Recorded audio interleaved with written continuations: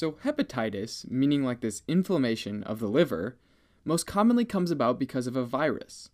These viruses tend to target the cells in the liver, right? And when they get in and infect these cells, they tend to cause them to present these weird and abnormal proteins via their MHC class I molecules. And at the same time, you've also got these immune cells infiltrating the liver and trying to figure out what's going on. And so the CD8 positive T cells recognize these abnormal proteins as a sign that the cells are pretty much toast. And the hepatocytes then go through cytotoxic killing by the T cells and apoptosis. Hepatocytes undergoing apoptosis are sometimes referred to as Councilman bodies, shown on histology here. And this typically takes place in the portal tracts and the lobules of the liver.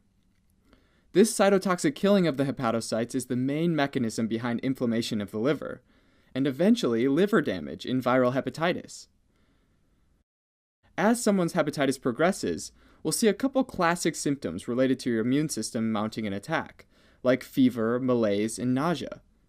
Additionally, though, patients might have hepatomegaly, where their liver is abnormally large from inflammation, which also might cause some pain, right?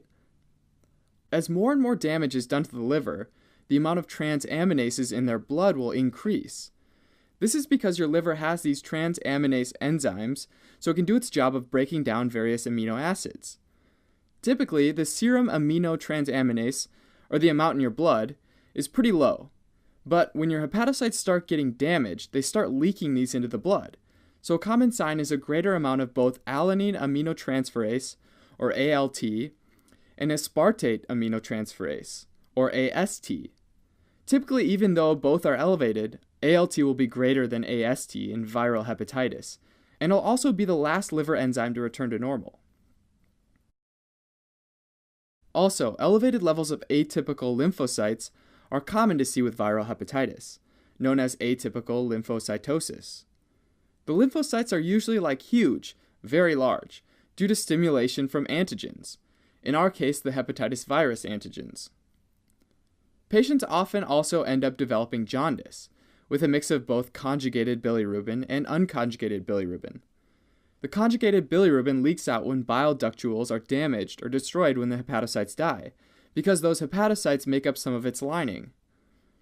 Also, since these hepatocytes are dying, you start to lose the ability to conjugate bilirubin and make it water-soluble, and so you end up with unconjugated bilirubin as well.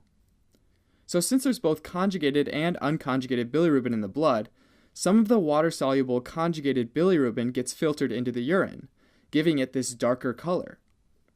Another common finding is increased urobilinogen in the urine. Urobilinogen is produced when bilirubin is reduced in the gut by intestinal microbes. Normally, most of that's reabsorbed and transported back to the liver to be converted into bilirubin, or bile again.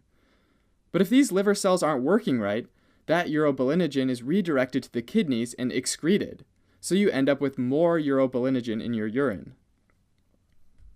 If symptoms continue or the virus sticks around for more than 6 months, viral hepatitis goes from being acute to being chronic hepatitis. At this point, inflammation mostly happens in the portal tract, and if inflammation and fibrosis keep happening, we consider that a pretty bad sign, since it might be progressing to post-necrotic cirrhosis. Now, there are 5 known flavors of hepatitis virus that have slightly different and unique properties. Hepatitis A is transmitted through ingestion of contaminated food or water, in other words, the fecal-oral route, and is known to be acquired by travelers. Hepatitis A virus, or HAV for short, is almost always acute, and there is essentially no chronic HAV. If we're talking serological markers, an HAV IgM antibody indicates an active infection, whereas an HAV IgG antibody is a protective antibody that tells us that there's been recovery from HAV or vaccination in the past. Hepatitis E virus is actually pretty similar to HAV, with the same route of transmission, oral fecal, and is most commonly acquired through undercooked seafood or contaminated water. It also doesn't have much of a chronic state, and HEV IgM antibodies tell us that there's an active infection, and HEV IgG antibody is protective and signals recovery, just like HAV. 2 big differences to note, though, between these 2 guys is that, 1, only HAV has the option for immunization, And 2, HEV infection for pregnant women can be very serious and can lead to acute liver failure, also sometimes called fulminant hepatitis. Alright, next on the docket is hepatitis C virus. Now this guy is transmitted via the blood, so could be from childbirth, intravenous drug abuse, or unprotected sex. HCV usually does move on to chronic hepatitis, and there are a couple of tests that we use to help diagnose HCV. One way is by enzyme immunoassay. In this case, we'd screen for the HCV IgG antibody. If present, it doesn't necessarily confirm acute, chronic, or even resolved infection, because it isn't regarded as a protective antibody, like it is in HAV and HEV. To get more specific confirmation, you might use recombinant immunoblot assay, which helps confirm HCV. It's more specific but less sensitive than the immunoassay. Clinically, recombinant immunoblot assay doesn't provide much usefulness, and actually needs an additional supplemental test if it's positive. That being said, the gold standard for HCV diagnosis is an HCV RNA test, using PCR, or polymerase chain reaction. This method can detect the virus very early on, as early as 1 to 2 weeks after infection. Basically, it detects the levels of viral RNA in the blood, which tells us the levels of virus circulating. If RNA levels begin to decrease, we know that the patient's recovering. If RNA remains the same, the patient probably has chronic HCV.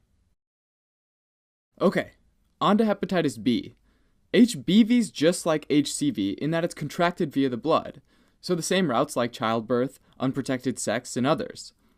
HBV, however, only moves on to chronic hepatitis in 20% of cases overall, but it also depends on the age that someone gets infected. For example, children less than 6 years old are most likely to get chronic infections, about 50%, and that percentage increases the younger they are. Also, chronic HBV is known to be linked to liver cancer. And all these things make HBV and the serology of HBV a super important concept to understand.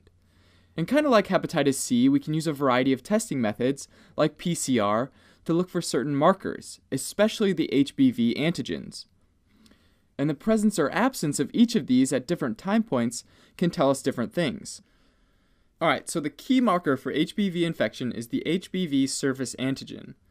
And this is going to be like the supervillain in this story. And this evildoer lives on the surface of the virus, here.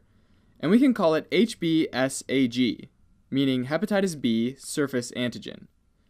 Another marker, though, is a core antigen, meaning that these antigens come from the core of the virus, HBcAg. Think of these like the dispensable henchmen that work inside the villain's evil factory. Finally, there's this other antigen called the E antigen, which is secreted by infected cells, and so is this marker of active infection. These are like the byproducts of the factory, and along with viral DNA, they tell us that it's replicating and infecting. Alright, so at the onset of infection, during the acute phase, our surface antigen supervillain will definitely be present and will come up positive, and its factory will be pumping out both viral DNA and E antigen. At this point, the immune system produces IgM antibodies against the core antigens, against the henchmen. So think of these like your basic police force that work against the core henchmen.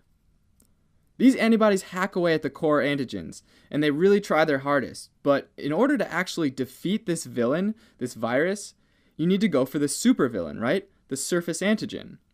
So we need a superhero to go after it. So in this story, the IgG antibody for the surface antigen is our superhero. At this point, the host enters this spooky phase called the window, where neither the supervillain nor the superhero can be detected because they're both so low. And this can last from several weeks to months. It's like this war is being waged, but we don't know who's coming out on top. The only thing you can detect during this stage is the IgM core antibodies, the police force. At this point, two things can happen. If the superhero comes out, the IgG antibodies to the surface antigen, then we're golden. And this means the day is saved, and we win.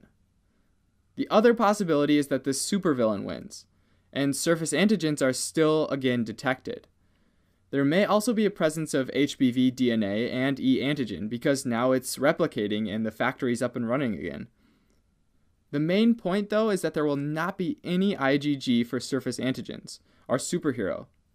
Regardless of who wins, the IgM antibodies, the police force, will be promoted to IgG by about 6 months' time. But this does not mean that the host is protected. So it's important to note that we need this surface IgG superhero to win, but we can have core IgG antibodies and still lose. If the battle's lost, the host transitions into chronic viral hepatitis, defined by it continuing after 6 months. When chronic, the host could present as sort of healthy, and will likely have the presence of surface antigen, core antibody, and no DNA or E antigen, basically saying that the supervillain's there, it's just not replicating, and at this point the host is contagious but there's lower risk. The other option is that they're infective, meaning the whole villain force is active, along with an overwhelmed police force. This state increases the risk for post-necrotic cirrhosis and hepatocellular carcinoma. One way to get around this whole fiasco is by immunization, which skips these steps and gets you right to the IgG superhero antibody for surface antigen. Alright, last but not least. Well, maybe it's the least, I don't know. Anyways, hepatitis D virus is unique in that it needs HBV, meaning that it can only infect a host if that host also has HBV. If it infects at the same time, it's called co-infection. If it infects sometime later, it's called superinfection, which is considered to be more severe than co-infection.